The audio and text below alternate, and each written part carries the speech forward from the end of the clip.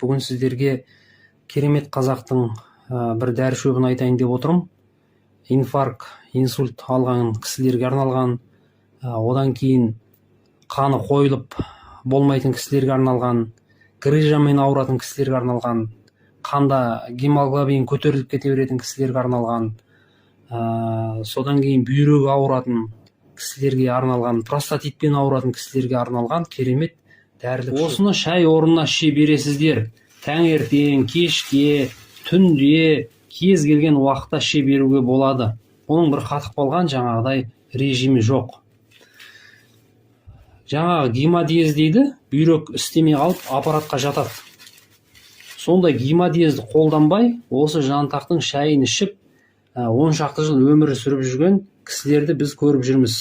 Сахарный аурулардан жаңағы инсулинді қабылдамай, осы жантақты ішіп жүрген кісілерді де көріп жүрміз. Енді жантақты осылай үгітіп алып дайындағаннан кейін, осы бір заварканы мынандай 2 литрлік шайнекке саласыздар. Салып 2 минут қайнатасыздар. Қайнап болғаннан кейін бұл заварканы лақтырып тастамайсыздар.